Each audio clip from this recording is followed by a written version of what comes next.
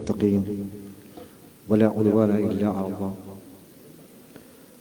أشهد أن لا إله إلا الله وأشهد أن محمدا عبده ورسوله أرسله بشيرا ونذيرا لكافة الناس وداعيا إلى الله. فذكر إن نفعت الذكر.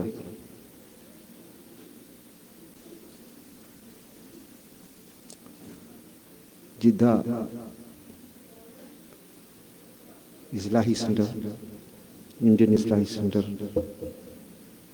ഒരുക്കിയ ഈ പ്രോഗ്രാമിൽ വരാനും നിങ്ങളോട് സംസാരിക്കുവാനും അവസരം ലഭിച്ചതിന് ഞാൻ അള്ളാഹുവിനെ സ്തുതിക്കുകയാണ്. ബഹുമാന്യ അധ്യക്ഷൻ ഷിഹാബ് സാഫി, നൂർ ഷാ സാഫ്, സഹസിരിക്കുന്ന എനിക്കറിയുന്നവരും അറിയാത്തവരുമായ വലിയ മനുഷ്യരെ, അസ്സലാമു അലൈക്കും വറഹ്മത്തുള്ളാഹി വബറകാതുഹു. ഖൈറുക്കും മൻ തഅല്ലമൽ ഖുർആന വഅല്ലമഹു. അതിൻ്റെ നിങ്ങൾ ഏറ്റവും ഉത്തമൻ ഖുർആൻ പഠിക്കുകയും പഠിപ്പിക്കുകയും ചെയ്യുന്നവരാണ്. ആ ഒരു വാക്യത്തിൽ പ്രചോദനം ഉൾക്കൊണ്ടുകൊണ്ടാണ് നമ്മളെല്ലാവരും ഖുർആൻ വളരെ പ്രായം ചെന്നതിന് ശേഷം പഠിക്കുകയും മനസ്സിലാക്കുകയും ചെയ്യും. പ്രവാചകന്റെ വിദ്യാപീഠത്തിൻ്റെ, യൂണിവേഴ്സിറ്റിയുടെ ഏറ്റവും വലിയ പ്രത്യേകത അവിടെ വയസ്സിൻ്റെ പരിമിതികളില്ല. പ്രവാചകന്റെ ഏറ്റവും അടുത്ത അനുയായി അബൂബക്കർ സിദ്ദീഖ് റളിയല്ലാഹു അൻഹു, അദ്ദേഹത്തിൻ്റെ ഇസ്ലാമിക പഠനം തുടങ്ങുമ്പോൾ അദ്ദേഹത്തിൻ്റെ 30കളുടെ രണ്ടാം പകുതിയിലാണ്. രണ്ടാം ഖലീഫ ഉമർ ബിൻ ഖത്താബ് ഖുർആൻ പഠനം തുടങ്ങുമ്പോൾ അദ്ദേഹത്തിൻ്റെ 30കളുടെ ഒന്നാം പകുതിയിലാണ്. ഇതിന് സമയപരിധികളില്ല, പരിമിതികളില്ല. നിങ്ങൾ ഇന്ന സമയത്ത് തുടങ്ങാവൂ എന്നില്ല. അവരൊക്കെ വലിയ വലിയ വലിയ ആളുകളായിരുന്നു. അപ്പം ഞാൻ ഈ വിദ്യാപീഠം എന്ന് ഉദ്ദേശിക്കുന്നത് ഒരു മദ്രസ, പ്രവാചകന്റെ പള്ളി എന്ന് പറയുന്നത് അദ്ദേഹത്തിൻ്റെ മദ്രസയായിരുന്നു, അതിൻ്റെ യൂണിവേഴ്സിറ്റി ആയിരുന്നു. അദ്ദേഹം അദ്ദേഹം സഹപ്രവർത്തകരും സഹപ്രവർത്തകരെ പഠിച്ചുകൊണ്ടിരുന്ന സ്ഥാപനമാണ്, അല്ലെങ്കിൽ യൂണിവേഴ്സിറ്റി. നമ്മൾ സർവകലാശാല എന്നൊക്കെയാണ് പറയാറ്, പക്ഷെ അറബിയിൽ ജാമ്യ എന്നാണ് പൊതുവെ യൂണിവേഴ്സിറ്റികൾ അറിയപ്പെടുന്നത്. ഇൽമ് പകരുന്ന ദ സിറ്റാഡൽ ഓഫ് നോളജ് എന്ന് പറയാവുന്ന അറിവിൻ്റെ ശക്തി ദുർഗങ്ങളെ നമ്മൾ യൂണിവേഴ്സിറ്റി എന്ന് പറയും. നമ്മൾ മലയാളികൾ കുറച്ചുകൂടി അഹങ്കാരത്തോടുകൂടി സർവകലാശാല എന്ന് പറയും. അസുഖത്തിലുള്ള സർവകലാശാലകളും ഇവിടെ പഠിപ്പിക്കുന്നില്ല. പക്ഷെ നമ്മുടെ ഒരു സ്വഭാവമാണ് ബോസ്റ്റൺ എന്ന് പറഞ്ഞാൽ നമ്മുടെ നാട്ടിനെ വിളിക്കുന്നത് ദൈവത്തിൻ്റെ സ്വന്തം നാടെന്നാണ്. അതിലപ്പുറം വലിയൊരു ബടായി വേറല്ല വാസ്തവം. അതുപോലെ നമ്മുടെ ശാസ്ത്ര സാഹിത്യ പരിഷത്തിൻ്റെ ലോഗോ എടുത്ത് നോക്കിയാൽ എത്രമാത്രം ചെറുപ്പമാണ് അവർ. അത് പഴയ കാലത്ത് 70കളിൽ സെറ്റ് ചെയ്തുകൊണ്ടായിരിക്കണം. ഭൂമിയുടെ മേലെ ഒരു മനുഷ്യൻ എല്ലാം കീഴടക്കി നിൽക്കുന്ന ഒരു പുസ്തകവുമായി എന്ന് കാണിക്കുന്ന വളരെ വിചിത്രമായ ഒരു ലോകമാണ്. പിന്നെ ഇപ്പം അവർക്ക് തോന്നിയിട്ടുണ്ടാവും അത് വേണ്ടില്ല. അതുപോലെ ഈ സർവകലാശാല, എനിക്ക് തോന്നുന്നത് ഒരുപക്ഷെ പല കലാശാല എന്നായിരിക്കും കുറച്ചും കൂടി അതിന് ഫിറ്റായ പദം തോന്നുന്നു. അപ്പം നമ്മൾ തിരുത്താണെന്ന് കൊണ്ട് സർവകലാശാല ആണെങ്കിൽ സർവകലാശാല. ഇതായാലും ആ പല കലകൾ അവിടെ പഠിപ്പിക്കപ്പെടുന്നത് ജമഅ എന്ന ക്രിയാധാരം. അധ്യാപകനാകുന്നൊരു കുഴപ്പമുണ്ടാവും, ആയിരുന്നതിൻ്റെ കുഴപ്പമുണ്ട്. അപ്പോൾ ജമഅ എന്ന ക്രിയാധാതുവിൽ നിന്നാണ് ജാമ്യ മസ്ജിദ് എന്ന അർത്ഥത്തിൽ. അതേ ജാമ്യനെ യൂണിവേഴ്സിറ്റി പാഠശാല എന്ന അർത്ഥത്തിൽ ഉപയോഗിക്കുന്നു. അൽ മുജ്തമ, സമൂഹം ഇതേ ജമായിൽ നിന്നാണ്. അൽ ഇജ്തിമാ, സംഗമം ഇതേ ജമായിൽ നിന്നാണ്. അൽ മജ്മുഅത്തു, ഗ്രൂപ്പ് ഇതേ ജമായിൽ നിന്നാണ്. അപ്പോൾ ഇതിങ്ങനെ ഒരുപാട് അർത്ഥതലങ്ങളുള്ള ഒരു സമൂഹം, പള്ളി മുതൽ സമൂഹം വരെ അർത്ഥമാവുന്ന ജമാ എന്ന പദത്തിൽ നിന്ന്, എന്ന ധാതുവിൽ നിഷ്പദിച്ച വിവിധ പദങ്ങൾ, അത് വ്യത്യസ്തമായ, തീർത്തും വ്യത്യസ്തമായ അർത്ഥത്തിലാണ് ഉപയോഗിക്കുന്നത്. ഞാൻ നേരത്തെ പറഞ്ഞതുപോലെ നബി സല്ലല്ലാഹു അലൈഹി വസല്ലമയുടെ സദസ്സ്, അല്ല അദ്ദേഹത്തിൻ്റെ പഠിതാക്കൾ വലിയ വലിയ ആളുകളുടെ, അത് പ്രായം ചെന്നവരുണ്ട്, കുട്ടികളുണ്ട്. അബ്ദുല്ലാഹ് ഇബ്നു ഉമർ, അനസ് പോലെയുള്ള വളരെ കുട്ടികളായ അലി ബിൻ അബീ താലിബ് അന്ന് തുടക്കത്തിൽ കുട്ടിയായിരുന്നു. അങ്ങനെ ഒരുപാട്, അത് നിങ്ങൾ അബൂബക്കറിനെ നിങ്ങൾക്ക് കാണാം, സാത്വികനും, അതുപോലെ ഈ പ്രതിബദ്ധതയുടെ കാര്യത്തിൽ, പ്രവാചകനുള്ള പ്രതിബദ്ധതയുടെ കാര്യത്തിൽ ഏറ്റവും രണ്ടാമതൊന്നും എടുത്തു കളിക്കാനുള്ള വിധം, അതല്ലെങ്കിൽ അദ്ദേഹത്തോട് കീഴ്പടിക്കാവുന്ന ആരുമില്ലാത്ത രീതിയിൽ പ്രതിബദ്ധത പുലർത്തിയ അബൂബക്കർ, കണിശമായ നീതിബോധത്താൽ പ്രചോദിതനായ ഉമർ ഇബ്നുൽ ഖത്താബ്, വളരെ സാത്വികനും അതുപോലെ ധർമ്മിഷ്ഠനുമായിരുന്ന ഉസ്മാൻ ബിൻ അഫ്ഫാൻ, അതുപോലെ ഏറ്റവും വലിയ ധീരനും ജ്ഞാനിയുമായിരുന്ന അലി ബിൻ അബീ താലിബ്, ഇവരൊക്കെയാണ്. അപ്പോൾ തന്നെ അതിൻ്റെ ആ പാഠശാലയുടെ വലിപ്പം മനസ്സിലാവും. ഇവരിന്ന് തിരികൊളുത്തിയ പന്തം അല്ലെങ്കിൽ ദീപശിഖ ലോകത്തിൻ്റെ നാനാഭാഗങ്ങളിലേക്ക് തുടർന്ന് വന്ന തലമുറ, അല്ലെങ്കിൽ നബിയെ തൊട്ടു വളർന്ന തലമുറ തന്നെ അത് ആരംഭിക്കുകയായിരുന്നു, പ്രാരംഭിക്കുകയായിരുന്നു. അത് അവസാനം എത്തി ലോകത്തിൻ്റെ പല ഭാഗങ്ങളിൽ വെളിച്ചം പകരുകയും ആ വെളിച്ചത്തിലേക്ക് ജനങ്ങളെ ആകർഷിക്കുകയും ഇന്നും ആ ആകർഷണീയത, ഇസ്ലാമിൻ്റെ ആകർഷണീയത കൊണ്ടിരിക്കുകയും ചെയ്യുന്നതാണ്. നമ്മൾ ജീവിക്കുന്ന എന്താണ് ഇസ്ലാമിൻ്റെ, അല്ലെങ്കിൽ ഖുർആൻ എന്ത് ചെയ്യുന്നു? ചില മൂല്യങ്ങളുണ്ട്. മൂല്യങ്ങൾ ശാശ്വതമാണ്. ശാശ്വതമായ മൂല്യങ്ങൾ എന്ന് പറഞ്ഞാൽ മനുഷ്യൻ ഉണ്ടായത് മുതൽ എന്താണോ സദാചാരം, മൂല്യം, ടിയം എന്താണ്? അപ്പോൾ മുമ്പ് മാതാപിതാക്കളെ സ്നേഹിച്ചിരുന്നത് എത്രയോ കാലമുണ്ട്. ചിരന്തനമായ മൂല്യങ്ങൾ, വളരെ 10,000 കൊല്ലമൊക്കെ ഉണ്ടെങ്കിൽ അതിനപ്പുറത്തുള്ള ആളുകൾ മാതാപിതാക്കളെ സ്നേഹിക്കുക, നേര് പറയുക, വഞ്ചന നടത്താതിരിക്കുക, കളവ് നടത്താതിരിക്കുക, എള്ളോളം പൊളി പറയാതിരിക്കുക, അങ്ങനെയൊക്കെയുള്ള ഒരുപാട് മൂല്യങ്ങൾ നമുക്ക് എണ്ണി പറയാവുന്ന അപ്പുറമുള്ള മൂല്യങ്ങൾ. ഈ മൂല്യങ്ങൾ ശാശ്വതമാണ്. ഒരു കാലത്ത് നുണ പറയുക എന്നത് നന്മയായിരുന്നില്ല. ഒരു കാലത്ത് മാതാപിതാക്കളെ ദ്രോഹിക്കുക എന്നുള്ളത് നന്മയായിരുന്നില്ല.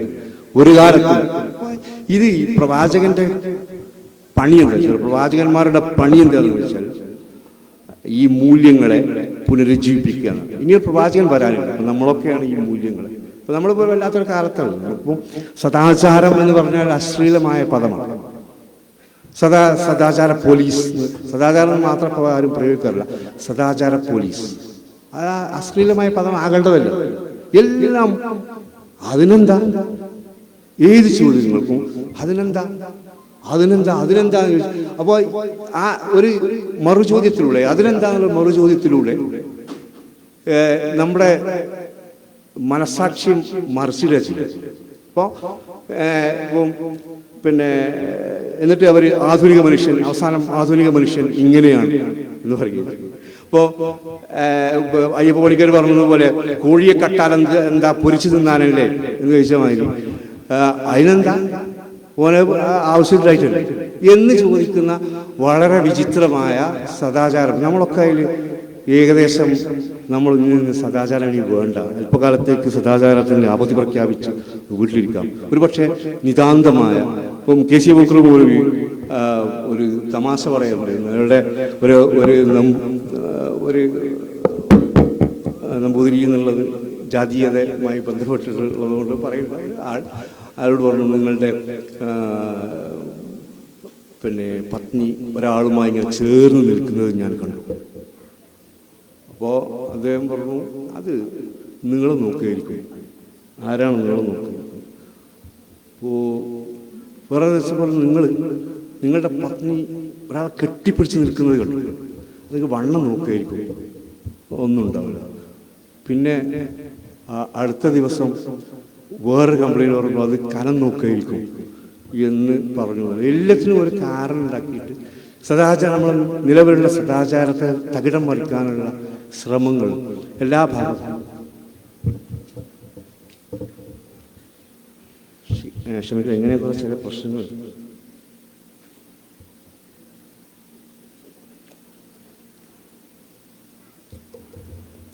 അപ്പം ഈ മൂല്യങ്ങൾ നമ്മൾ കൈവിട്ടു.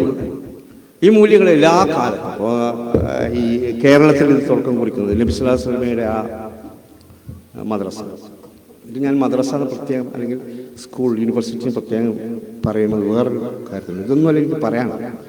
ഈ അഹ്ലുസ് സുഫ അവരുടെ ജീവിതം അവരിൽ വിജ്ഞാന സമ്പാദനത്തിന് വേണ്ടി നീക്കി വെച്ചിരിക്കുകയാണ്. അഹ്ലുസ് സുഫ പ്രവാചകൻ ഒരുപാട് സ്നേഹിച്ചിട്ടുണ്ട്. പ്രവാചകന്റെ പ്രിയപ്പെട്ട പുത്രി ഫാത്തിമ റളിയല്ലാഹു അൻഹ അവർ ജോലി ചെയ്ത് തളർന്ന് അധ്വാനിച്ച് കൈയൊക്കെ പൊട്ടി. അപ്പോൾ അലി ഇബ്നു അബീ ത്വാലിബ് ഭർത്താവ് പറഞ്ഞു, നീ പലർത്തും പോയി, അവിടെ കുറച്ച് അടിമകളൊക്കെ വന്നിട്ടുണ്ട്, ഗനീമത്ത് വന്നിട്ടുണ്ട്. അവർ ഒരു ഖാദിമെ ഖാദിമയെ ജാരിയത്തിന് കിട്ടുമെന്ന് നോക്കുന്നു. അപ്പോൾ ഫാത്തിമ പറഞ്ഞു, നബി പറഞ്ഞു, ലാ ഉഅ്തിക ജാരിയ, എനിക്ക് തരാൻ പറ്റില്ല.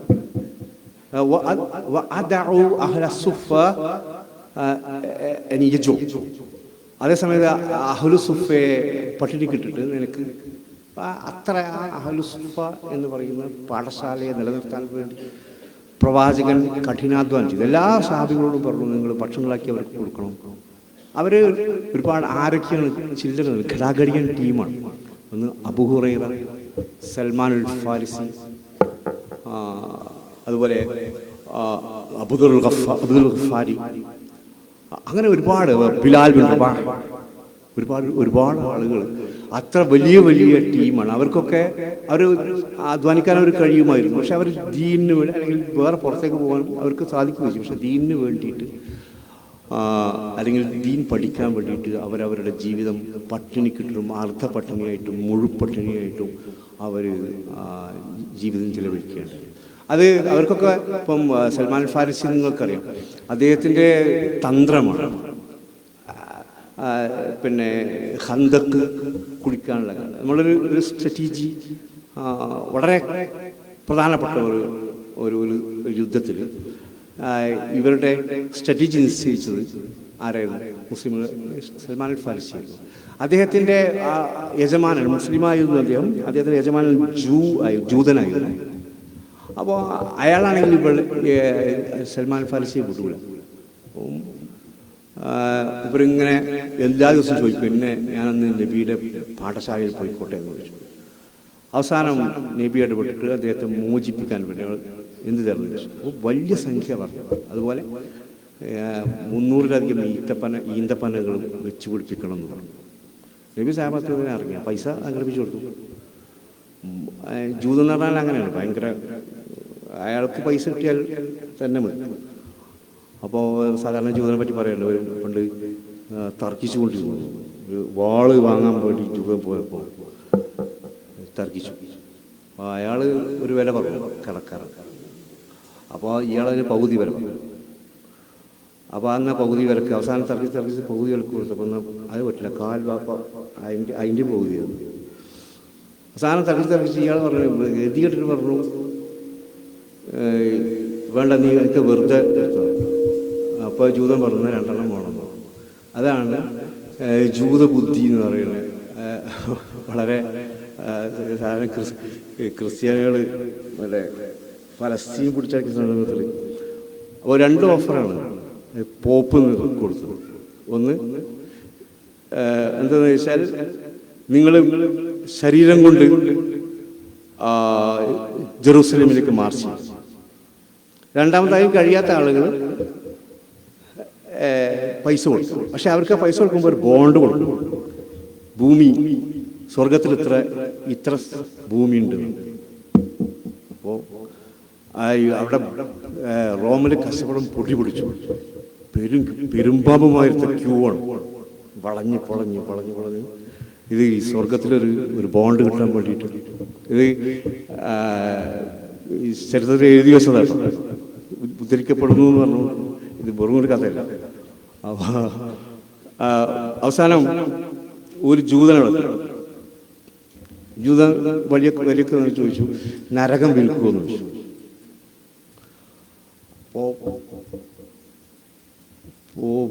അവിടെ ഉണ്ടായിരുന്ന ആളുകൾ ഭയങ്കര ചിരി.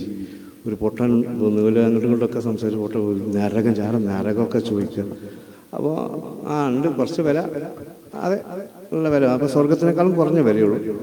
നരകം ഫുള്ളായിട്ട് ഇയാൾ വാങ്ങി. ഇയാളെ റോമിൽ മുഴുവൻ പരസ്യം പതിച്ചു.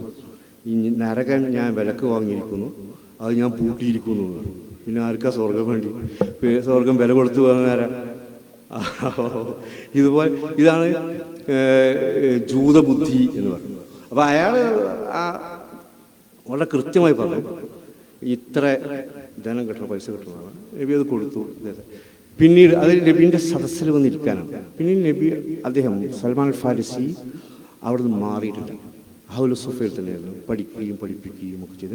നബി അവരെ എല്ലാ മെത്തേഡ്സ് ഉപയോഗിച്ചിട്ടായിരുന്നു പഠിപ്പിച്ചത്. അപ്പോൾ ചിലപ്പോൾ പാരബിൾസ് ഉപയോഗിക്കും, അന്യാപദേശ കഥകൾ. ഇപ്പോൾ നമ്മളെ കപ്പലിൽ തുളച്ചതിനെ മുൻപിട്ട് നബി അത് കഥയാണോ നബി പറഞ്ഞത്, അതുള്ള യാഥാർത്ഥ്യം തന്നെയാണോ പറഞ്ഞു? പലർക്കിടയിൽ അഭിപ്രായ വ്യത്യാസം. നബി ഇല്ലാത്തത് പറയും. നമുക്കത് പാരബിൾ എന്ന നിലക്കാണ് പല പണ്ഡിതന്മാരും പറഞ്ഞിട്ടുള്ളത്. അപ്പോൾ അന്യാപദേശ കഥകളിലൂടെ, അതിൽ ചിത്രങ്ങൾ വരച്ചുകൊണ്ട്, ഉണർത്തലുകളിലൂടെ ആളെ നേരെ പറഞ്ഞുകൊണ്ട്, വ്യംഗ്യമായി സൂചിപ്പിച്ചുകൊണ്ട്, വളരെ മൈൽഡായിട്ട്, കുറച്ച് ശക്തമായിട്ട്, എല്ലാ നിലക്കും ഏത് നിലക്കും പ്രവാചകൻ തൻ്റെ അധ്യാപനങ്ങൾ വളരെ അനസ്രതാവിനെ ഒരു ഇതിന് നബി പറഞ്ഞയച്ചു. ഒരാവശ്യത്തിന് വഴി മൂപ്പരെ പറഞ്ഞു. അവിടെ എന്തോ കളറിപ്പായിട്ട് നടക്കുമ്പോൾ അവിടെ കയറി, ചെറിയ കുട്ടിയാണ്. അപ്പോൾ അവിടെ കയറിയിരുന്നു. കുറേ നബിക്ക് ആളെ കാണാനില്ല. തെരഞ്ഞു നോക്കുമ്പോൾ അവിടെ ഇങ്ങനെ പയറ്റ് കാണും. അപ്പോൾ അനസെ ഒരു വിളി മാത്രമാണ്. അത് മാത്രമേ നബി ചെയ്തത്. അപ്പോൾ അങ്ങനെ ഒരു വളരെ ജനങ്ങളെ ഉസ്വത്തുൻ ഹസന എന്ന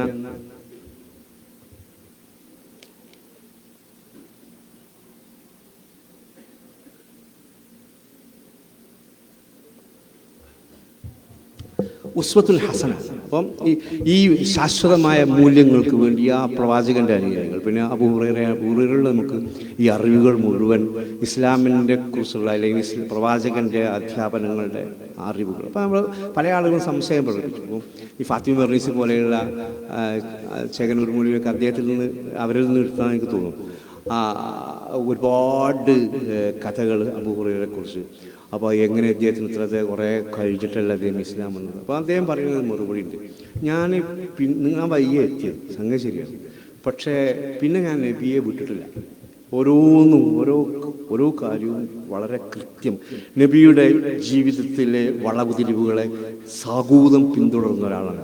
അതുകൊണ്ട് എന്നെ സംബന്ധിച്ചിടത്തോളം നിങ്ങളൊക്കെ നിങ്ങളെ ജീവിത വ്യാപാരങ്ങളിൽ നിങ്ങൾ മുഴുകിയിരിക്കുകയായിരുന്നു. അത് തെറ്റല്ല കേട്ടോ. അപ്പം പ്രവാചകൻ്റെ അബുൽ ഹസൻ അലി നദിയുടെ അൽ ഖിറാഅത്ത് റാഷിദയിൽ ആദ്യത്തെ ഒരു പാഠമാണ് മദീനത്തുർ റസൂൽ എന്ന് പറഞ്ഞിട്ടുള്ള ഒരു അധ്യായമുണ്ട്. അതിൽ വളരെ മനോഹരമായിട്ട് നദ്വി അദ്ദേഹത്തിൻ്റെ ഭാവന മുഴുവൻ അണപൊട്ടി ഒഴുകുകയാണ്. അവിടെ ഇങ്ങനെ മദീനയിലെ പള്ളിയിൽ വെച്ചിട്ട് നിസ്കരിച്ചിട്ട് പോവുകയാണ്. അപ്പോൾ ആളുകൾ മുഴുവൻ നമസ്കാരത്തിൻ്റെ രൂപം പറയുന്നുണ്ട്. ഇങ്ങനെ ആളുകൾ ഇങ്ങനെ തലയിൽ പക്ഷി വന്നിരുന്ന അത്ര ഏകാഗ്രതയിൽ ജാഗ്രത ആയിരിക്കുകയാണ് ഓരോരുത്തരും. അത് കഴിഞ്ഞതിന് ശേഷം അവർ പോകുന്നത് നേരെ പാടത്തേക്കും പണിസ്ഥലങ്ങളിലേക്കുമാണ് പോകുന്നത്. അവരുടെ തോട്ടങ്ങളിലേക്കും പണിസ്ഥലങ്ങളിലേക്കും പോവുകയാണ്. അപ്പം വളരെ ബർക്കത്തുള്ള നേരത്തെ എത്തുന്ന അതേ സമയത്ത് 11-12 മണിയാകുമ്പോഴേക്ക് ദുഹറാകുമ്പോഴേക്ക് അവരുടെ ആ ജീവിതം അവസാനിച്ചു. പുതിയ ജീവിതത്തിലേക്ക് അത് പ്രവാചകനോടുള്ള. അപ്പോൾ നമ്മൾ രാവിലെ എഴുന്നേറ്റുണ്ട്, സുബഹി നിസ്കരിച്ചിട്ട് നല്ല റാഹത്തായി വന്നിട്ട് ഒരു ചായ കുടിച്ചിട്ട് കടന്നുറങ്ങുന്നതിന് പകരം അങ്ങനെ ആ ദിവസം എന്നെ സംബന്ധിച്ച് എനിക്ക് എന്നെ തള്ളിയിട്ടാൽ എനിക്ക് ഉറങ്ങാൻ കഴിയില്ല രാവിലെ. അതെന്ന് വെച്ചാൽ ഉറങ്ങിക്കഴിഞ്ഞാൽ ആ ദിവസം കുറേ നഷ്ടപ്പെട്ടതുപോലെ തോന്നും. അപ്പോൾ അത് ബർക്കത്ത്, അതിൽ വല്ലാത്ത ബർക്കത്തുണ്ട് രാവിലത്തെ ടൈമിൽ ഒരുപടി. അപ്പോൾ അതാണ് പ്രവാചകൻ്റെ, അത് വളരെ കൃത്യമായിട്ട് നബി സൂചിപ്പിക്കണം. അവിടെ ഒരു ഭക്ഷണം കഴിക്കാനെങ്കിൽ ഒരു കുടവയറന്മാർ ഇല്ലാത്തൊരു സമൂഹമാണ് മുസ്ലിം സമൂഹം. പിന്നീട് ഉമർ ഇബ്നുൽ ഖത്താബ് റളിയല്ലാഹു അൻഹു ഒരുത്തനെ വിളിച്ചിട്ട് ഇങ്ങനെ കുമ്പങ്ങനെ ഞെക്കുന്നുണ്ട്. അപ്പോൾ ബലമിപ്പിക്കല്ലേ, അത് ഹറാമാക്കും. ആ ഹറാമല്ല, നമ്മൾ ഇതൊന്നും വേണ്ട. ഹറാമ് പറഞ്ഞാൽ മറ്റേ ഹറാമല്ല, ഇത് പാടില്ലാത്തതാണ്. എന്തെങ്കിലും ഒരു മുസ്ലിമിനെ സംബന്ധിച്ചിടത്തോളം കുമ്പുണ്ടാകാൻ പാടില്ല. പക്ഷെ നമ്മളെ ജോലിയൊന്നും എന്തല്ല. അതിപ്പോൾ ഒരു ഡോക്ടർ, അദ്ദേഹം ഈ മാനവിക യുക്തിവാദിയായ ഡോക്ടർ പേര് അദ്ദേഹം ഒരു മുസ്ലിം പക്ഷത്തിൽ നിൽക്കുന്ന ഒരു യുക്തിവാദി. അദ്ദേഹം 1960-കളിൽ ആലപ്പുഴ മെഡിക്കൽ കോളേജിൽ പഠിച്ചുകൊണ്ടിരിക്കെ ഒരു നാട്ടിലേക്ക് തിരിച്ചു വരുമ്പോൾ, അതിന് കാറിൽ നാട്ടിൽ തിരിച്ചു വരുമ്പോൾ കൊടുങ്ങല്ലൂർ പള്ളിയിൽ നിന്ന് ഒരു ചിത്രം വെള്ളിയാഴ്ച ജനങ്ങളെ ഇറങ്ങി ഒരു ചിത്രം. ഇതിന് അദ്ദേഹം കഴിഞ്ഞ് 2023-22 ആ ചിത്രം ഷെയർ ചെയ്തത്. അതേ പള്ളിയിൽ ഒരു വെള്ളിയാഴ്ച പോരുമ്പോൾ ഒരു ഫോട്ടോ എടുത്തു. വ്യത്യാസം നമുക്ക് ഞാൻ ശരിക്കും ഒരു ഒന്നാമത്തെ ഫോട്ടോയിൽ കുംഭ എന്ന് പറഞ്ഞ പരിപാടിയല്ല, രണ്ടാമത് മുഴുവൻ കുംഭകൾ. അപ്പോൾ അത് എന്താ വെച്ചാൽ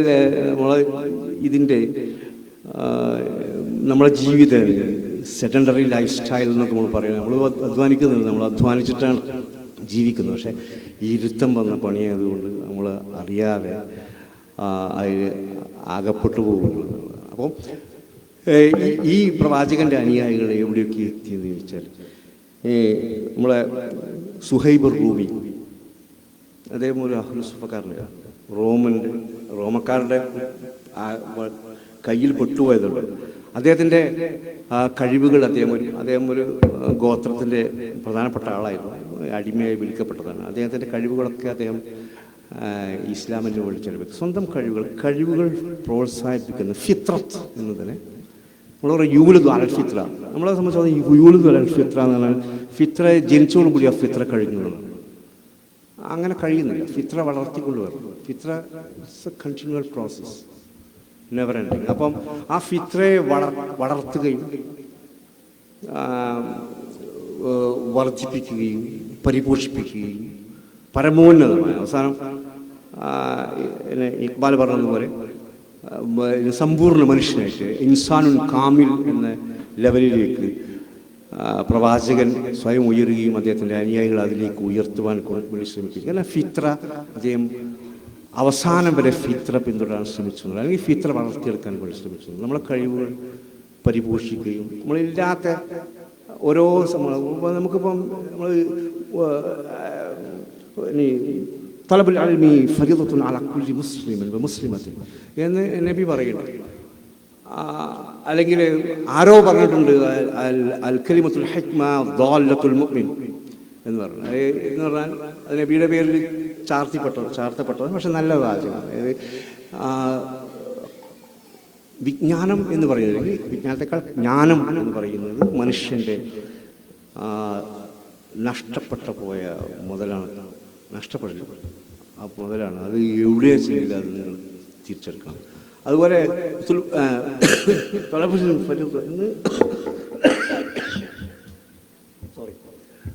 തലബുൽ ഇൽമി ഫരീദത്തുൻ അലാ കുല്ലി മുസ്ലിമിൻ വ മുസ്ലിമത്തിൻ. ഓരോ മുസ്ലിമത്തിൻ്റെയും കടമയാണ് അറിവ് തേടിപ്പോവുക എന്നത്.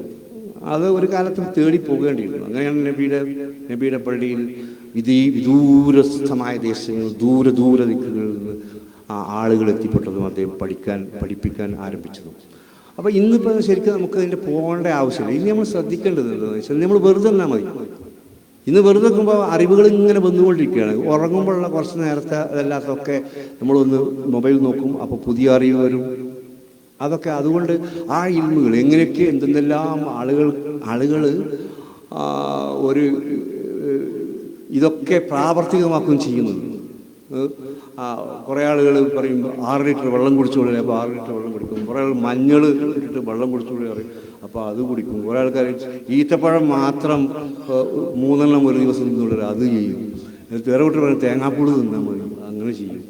അങ്ങനെ ഓരോരുത്തർക്ക് അവിടെ കാണുന്നതൊക്കെ നമ്മൾ ഓപ്പറേഷൻ വരെ നടത്തുകയാണ്. ഒരാൾ സ്വന്തം ഓപ്പറേഷൻ യൂട്യൂബിൽ കണ്ടിട്ട് ഓപ്പറേഷൻ നടത്തി. പിന്നെ അതിൻ്റെ എക്സ്പീരിയൻസ് ഉണ്ടായിരുന്നു. അദ്ദേഹം ജീവിച്ചിരിപ്പില്ലാത്തതുകൊണ്ട് നമുക്ക് അത് പറയാൻ പറ്റില്ല. അദ്ദേഹം അത് പറഞ്ഞില്ല. അങ്ങനെ ആ ജാതി ഓരോ ഇടപാടുകൾ. അതുകൊണ്ട് നമുക്കെന്ന് വെച്ചാൽ ഒഴിവാക്കേണ്ട കുറേ സംഗതികൾ ഒഴിവാക്കണം. എൻ്റെ പിതാവ് അദ്ദേഹം പറയുന്ന ആനയുടെ കഥയുണ്ട്. ആന നിങ്ങൾക്ക് ഇങ്ങനെ മനോഹരമായ ഒരു ആനയുടെ ശില്പം നിങ്ങളെങ്ങനെ കൊത്തിയെടുത്തു എന്ന് ശില്പിയോട് ചോദിച്ചപ്പോൾ പറഞ്ഞു, ഞാൻ ആനയെ നോക്കും, വലിയൊരു ആനയെ ചെത്തിയെടുക്കാവുന്ന ഒരു പാറ കണ്ടെത്തും, വലിയൊരു പാറ. എന്നിട്ട് അതിനെ നോക്കും, എന്നിട്ട് ആനയില്ലാത്ത ഭാഗമൊക്കെ ചെത്തിക്കളയുന്നത്. അപ്പോൾ അതാണ് നമ്മളിപ്പോൾ ചെയ്യണത്. നമുക്ക് പണി ഒഴിവാക്കേണ്ട കുറേ സമയം. നമ്മൾ ഇത് ബൊമ്പാർട്ട്മെൻറ്റ് 4 ഭാഗത്തു നിന്നും എന്നുവെച്ചാൽ ഇൻഫർമേഷൻ ബൊമ്പാർട്ട്മെൻറ്റ്, പണ്ട് ഇൻഫർമേഷൻ ഹൈവേ എന്നാണ് ഇതിൽ പറയുന്നത്. പക്ഷേ നമുക്കതിനെ വിവരങ്ങളുടെ ബോംബാക്രമണം എന്ന് പറയാം. അതിന് മാത്രം ആവശ്യമില്ലാത്ത കുറേ അറിവുകൾ ഒരാവശ്യം. അതാണ് ഇൽമൻ നാഫിയൻ, പിന്നെ റിസ്ഖൻ ത്വയ്യിബൻ, നല്ല, അതുപോലെ അമലൻ മുതഖബ്ബലൻ. അതാണ് നമ്മൾ പ്രാർത്ഥിക്കേണ്ടത്. ഇൽമു നാഫിയായ, ഒരാവശ്യമില്ലാത്ത ഒരു ഇൽമിൽ നിന്ന് വേറൊരു ഇൽമിലേക്ക്, അതിൽ നിന്ന് വേറൊരു ഇൽമിലേക്ക്, അതിൽ നിന്ന് വീണ്ടും വേറൊരിലേക്ക്, വീണ്ടും തിരിച്ചറിയിലേക്ക്. അങ്ങനെ നമ്മളെ ജീവിതം അങ്ങനെ അങ്ങോട്ട് അവസാനം ഈ സ്ക്രീനിന് കണ്ണ് എടുത്തു നോക്കുമ്പോൾ അശ്രദ്ധാവുന്നല്ലോ ഒന്നും അത് നമുക്ക് സമ്മാനിച്ച കുറേ ആദത്തുകൾ. ദീനി വദൈദനി എന്ന് അറബികൾ പറയും. അതെൻ്റെ മതമാണ്, എൻ്റെ ആദത്താണ് എന്ന് പറഞ്ഞാൽ തോന്നിയത് എൻ്റെ മതമാണ്, എനിക്ക് തോന്നിയതാണ്. അപ്പം എന്തിനാണ് ഒരു പ്രവാചകൻ, എന്തിനാണ് ആവശ്യം? അങ്ങനെ മൂല്യങ്ങൾ ശാശ്വതമാണെങ്കിൽ എന്തിനാണ് പ്രവാചകൻ്റെ ആവശ്യം എന്ന് നിർത്താൻ പറയുമ്പോൾ എപ്പോഴും ഞാൻ നിർത്തണം. ഇക്ബാൽ പറഞ്ഞു, അന്താസ് ബയാൻ അഗർച്ചെ ഷോഖ് നഹീ ഷായദ് ഉത്തർ ജായേ മേരി ബാത് തെരെ ദിൽ മേ. എൻ്റെ സംസാരത്തിന് അങ്ങനത്തെ ഇമ്പൊന്നുണ്ടാവല്ലോ, പക്ഷെ ചിലപ്പോൾ ചില കാര്യങ്ങൾ എനിക്ക് നിങ്ങളുടെ മനസ്സിലേക്ക് ഇറക്കി വെക്കാൻ പറ്റുമെങ്കിൽ എന്ന് അദ്ദേഹം പറയുന്നത്. അപ്പോൾ ഞാൻ അദ്ദേഹത്തിൻ്റെ വാക്കുകൾ അദ്ദേഹത്തിൻ്റെ വാക്ക് പറയല, അല്ല അദ്ദേഹം പറഞ്ഞതുപോലെ പറയില്ല, വാക്കുകൾ ഉദ്ധരിച്ച് പറയണം. അപ്പോൾ നബിയുടെ എന്തിനാണ് പ്രവാചകന്മാരെ ഇങ്ങനെ നിരന്തരമായി ഇനിയൊരു പ്രവാചകനില്ല? അപ്പോൾ ആ ഉത്തരവാദിത്തമാണ് ഇപ്പോൾ നമ്മൾ ഇവിടെ ഖുർആൻ പഠനത്തിലൂടെ നമ്മൾ ഏറ്റെടുത്തേക്കുന്നത്. 1983 നൊബേൽ പ്രൈസ് നേടിയ വില്യം ഗോൾഡിങ്ങിൻ്റെ മാസ്റ്റർ ഓഫ് ഫ്ലൈസ് എന്നുള്ള നോവൽ, അപ്പോൾ ലോർഡ് ഓഫ് ഫ്ലൈസ് എന്നുള്ള നോവൽ ഒരു സംഭവം, അത് ബൈബിളിനെ ആസ്പദിച്ച് എഴുതിയ ഒരു നോവലാണ്. അതിൽ കുറേ സംസ്കൃത ലോകത്തു നിന്ന്, യൂറോപ്പിൽ നിന്നോ അമേരിക്കയിൽ നിന്നോ സംസ്കൃതം എന്ന് നമ്മൾ വിചാരിക്കുന്ന ലോകത്തു നിന്ന് ഒരു കുട്ടികൾ കപ്പൽ യാത്ര നടത്തുകയും അവസാനം കപ്പൽ ഷിപ്രക്ക് ഉണ്ടായിട്ട് അവർ ഒരു ദ്വീപിൽ എത്തുകയും ചെയ്തു. അപ്പം ആ ദ്വീപിൽ വേറെ ആരും അവർക്ക് നിർദ്ദേശങ്ങൾ നൽകാണ്. അപ്പോൾ സ്വാഭാവികമായി സംഭവിക്കും, ഈ കൂട്ടത്തിലെ ഏറ്റവും മൈറ്റി സ്ട്രൈക്സ്, കയ്യൂക്കുള്ളൻ കാര്യക്കാരൻ എന്നുള്ള ആ നീതി വെച്ചിട്ട്, എന്ന യുക്തി വെച്ചിട്ട് റാൽഫ് എന്ന മുതിർന്ന പയ്യൻ കുട്ടികളെ ഓരോരുത്തരെയും ഉപദ്രവിക്കാനും അവസാനം അച്ചിരേണ അവരെയൊക്കെ കൊന്ന് തള്ളാനും ആ കുട്ടിക്ക് സാധിച്ചു. അപ്പോൾ അതുവരെ സംസ്കൃത ലോകം എന്ന് വിചാരിച്ചിരുന്ന റാൽഫ് എന്ന കുട്ടി, സംസ്കൃത ലോകത്തിന് സന്തതി എന്ന് വിചാരിച്ചിരുന്ന ഇത് നിർദ്ദേശം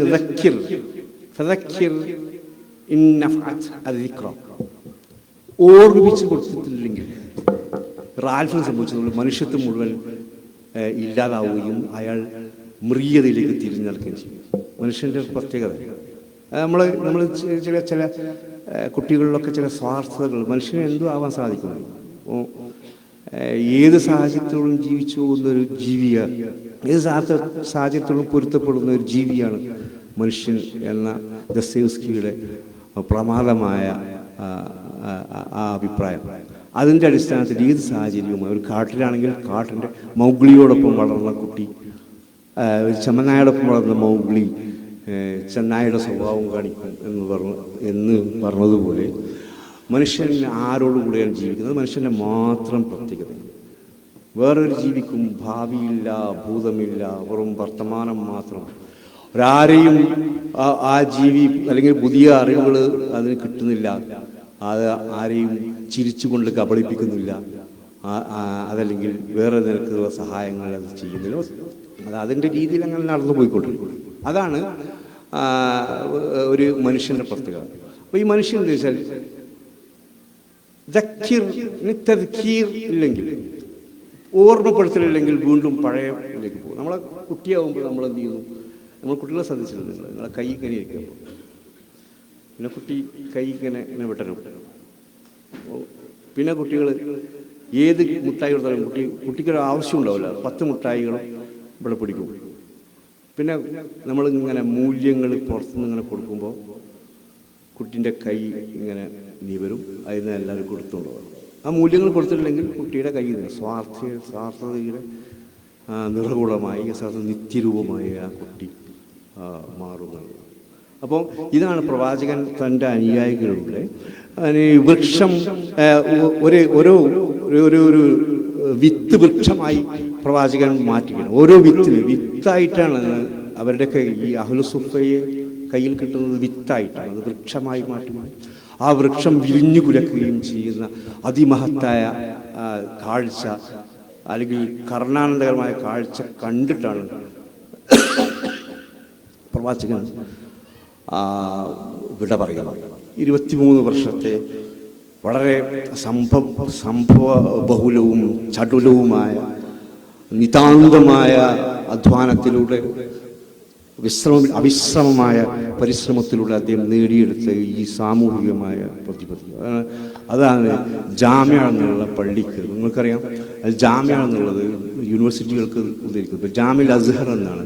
അസ്ഹർ ഒരു പള്ളിയിലായിരുന്നു തുടക്കി കുറിച്ചത്. ജാമ്യ ഖുർത്തുബ അത് പള്ളിയിലായിരുന്നു തുടക്കം കുറിച്ചത്. ജാമ്യ എന്നുള്ള പള്ളി അതിൻ്റെ മുസ്ലിങ്ങളുടെ സാംസ്കാരിക കേന്ദ്രമാണ്, അത് പഠന കേന്ദ്രമാണ്, അത് നിരന്തരം വർക്ക് ചെയ്തുകൊണ്ടിരിക്കുന്ന, നിരന്തരം തേനീച്ചക്കൂട് പോലെ സജീവമായ ഒരു അവസ്ഥ ഉള്ള ഒരു അല്ലെങ്കിൽ അങ്ങനത്തെ ഒരു സാമൂഹ്യ ക്രമം ഉണ്ടാക്കിയെടുക്കുന്നത്. ഈ മുജ്തമ അങ്ങനെ സമൂഹത്തിൻ്റെ സൃഷ്ടി, ഐഡിയൽ മുസ്ലിം സൊസൈറ്റി എങ്ങനെയാണ് ഉണ്ടായിരിക്കും, അല്ലെങ്കിൽ ഐഡിയൽ മുസ്ലിം സൊസൈറ്റി എങ്ങനെ ഉണ്ടായിരിക്കണമെന്ന് നബി അത് കാണിച്ചു, പള്ളി കേന്ദ്രീകരിച്ചുകൊണ്ട് കാണിച്ചു. നമ്മളെ ഇപ്പോൾ ഓർമ്മ വരുന്നത് നമ്മൾ പള്ളി ദിവസങ്ങൾക്ക് അങ്ങനത്തെ ഒരു ദൗത്യം അന്ന് ഉണ്ടായിരുന്നു എന്നുള്ളത് ശരിയാണ്. അത് പക്ഷേ പിന്നെ ജാമ്യ എന്നുള്ളതിലൊരു മർബൂത്ത കൂട്ടിച്ചേർത്തിട്ട് ജാമ്യ ഹസൻ നമ്മൾ ആക്കി തീർത്തു. അപ്പോൾ അത് നബി എന്ത് ചെയ്തു? ആ സൃഷ്ടിയെ ശരിക്കും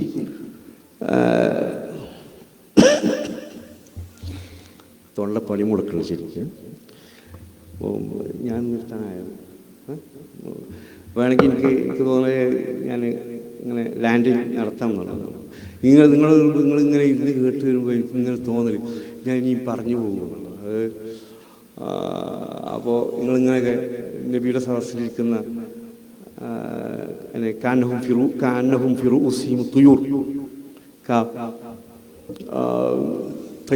പക്ഷികൾ തലയിലിരിക്കുന്നത് പോലെയുള്ള ഒരു അവസ്ഥ നിങ്ങളിങ്ങനെ കേട്ടിരിക്കുന്നത്. ഈ എനിക്ക് അത്ഭുതം തോന്നുന്നത് വെച്ചാൽ, ഞാൻ അധ്യാപകൻ നിലയ്ക്ക് പഠിച്ചത് 12 മിനിറ്റിലധികം ഒരാൾക്ക് ഇങ്ങനെ നോക്കി നിൽക്കാൻ കഴിയില്ല എന്നുള്ളത്. അപ്പോൾ അങ്ങനെ അതിൻ്റെ അപ്പുറം ഉണ്ടെങ്കിൽ അത് പ്രിറ്റൻഡ് ചെയ്യാണ്, അത് അഭിനയിക്കുകയാണ് എന്നുള്ള ഇത് അതല്ല എന്ന് വിചാരിക്കുന്നു.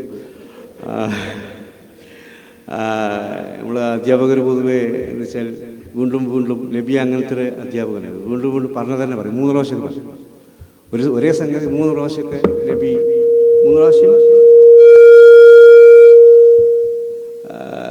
പ്രാവശ്യം നബി അത് പറഞ്ഞു. ഓരോ കാര്യം ആവർത്തിച്ചു. ഈ ഫ്രീക്വൻസി എന്ന് പറയുന്ന പരിപാടി ആവർത്തിച്ച് ഖുർആനൊക്കെ ഓർത്ത് നോക്കിയുള്ളത് എന്താ അവിടെ പറഞ്ഞ ഇവിടെ ഉള്ളൂ. അതങ്ങനെ ഇടക്കിടക്ക് പറഞ്ഞെങ്കിൽ എന്തേ ഉള്ളൂ, ആളുകൾക്ക് മനസ്സിന്ന് അധ്യാപകർക്ക് ട്രെയിനിങ് പോണ അധ്യാപകർ ട്രെയിനിങ് കിട്ടിയ ആളുകളിലുണ്ടാവും. അവർ കാര്യമായി പഠിപ്പിക്കുന്നില്ല, വീണ്ടും വീണ്ടും പറഞ്ഞുകൊണ്ടിരുന്നാൽ.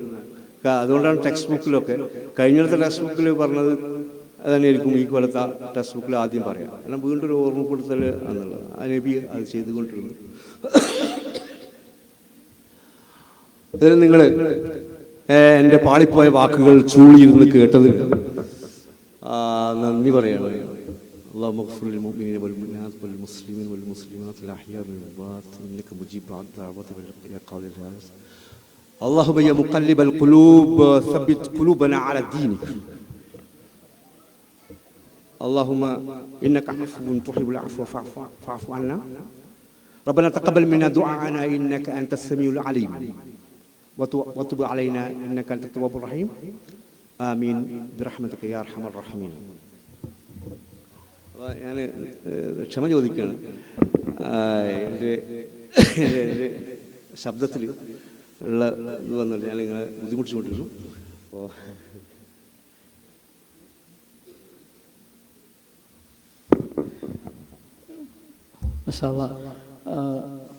വളരെ സ്വാഭാവികമായ രൂപത്തിൽ തന്നെ നമ്മളെ ചിരിച്ചും ചിന്തിപ്പിച്ചും ആവശ്യമുള്ള കാര്യങ്ങൾ മാത്രം നമുക്ക് മുമ്പിൽ അവതരിപ്പിച്ച് നമുക്ക് നിർദ്ദേശങ്ങൾ നൽകിയ പ്രിയങ്കരനായ പ്രൊഫസർ ആരിസൈൻ അവർക്ക് അള്ളാഹു അർഹമായ പ്രതിഫലം നൽകുമാറാകട്ടെ. ഒരുപാട് കാലം നമ്മുടെ ഈ ആദർശത്തെയും ആദർശ പ്രസ്ഥാനത്തെയും സേവിച്ച് മുന്നോട്ട് പോകുവാനും അള്ളാഹു അദ്ദേഹത്തിന് തൗഫീക്ക് നൽകുമാറാകട്ടെ എന്ന് മാത്രം പ്രാർത്ഥിക്കുകയാണ്. നമ്മുടെ പഠിതാക്കളിൽ നല്ല പ്രകടനം കാഴ്ചവെച്ച നമ്മുടെ വിദ്യാർത്ഥികൾക്കുള്ള സമ്മാനദാനമാണ് ഇവിടെ നിർവഹിക്കപ്പെടാനുള്ളത്. ഇൻഷാ അല്ലാഹ് 2 കാര്യങ്ങൾ അതിൻ്റെ മുമ്പ് സൂചിപ്പിക്കാനുള്ളത്. ഒന്ന്, നമ്മുടെ സ്കൂളുകളൊക്കെ വെക്കേഷനിലേക്ക് പോവുകയാണ് ഇൻഷാ അല്ലാഹ്. ജൂലൈ ഓഗസ്റ്റിൽ വെക്കേഷന് നാട്ടിൽ പോകാത്ത കുടുംബങ്ങളിലെ മക്കൾക്ക്, പ്രത്യേകിച്ച് ദീനീ വിദ്യാഭ്യാസം നേടാൻ അവസരം കിട്ടാതിരിക്കുകയോ ഇടയിൽ വെച്ച് നിന്ന് പോവുകയോ ഒക്കെ ചെയ്ത വിദ്യാർത്ഥികൾക്കും, ഇപ്പോൾ മദ്രസയിൽ പോകുന്ന വിദ്യാർത്ഥികൾക്കും അതുപോലെ തന്നെ ഉപകാരപ്പെടുന്ന രൂപത്തിൽ നമ്മൾ വെക്കേഷൻ കോഴ്സ് ഇവിടെ നടത്താറുണ്ട്. ഇൻഷാ അല്ലാഹ് ജൂലൈ ഫസ്റ്റ് വീക്കിൽ തുടങ്ങി ഓഗസ്റ്റ് 3rd വീക്കിൽ അവസാനിക്കുന്ന രൂപത്തിൽ ഒരു കോഴ്സായിട്ടാണ് അത് ഡിസൈൻ ചെയ്തിട്ടുള്ളത്. നമ്മളൊക്കെ നമ്മുടെ മക്കളെയും നമുക്ക് അറിയാവുന്ന നമ്മളുമായി കൊണ്ട് ബന്ധപ്പെട്ട ആളുകളോടും ആ വിവരം പങ്കുവെച്ചുകൊണ്ട്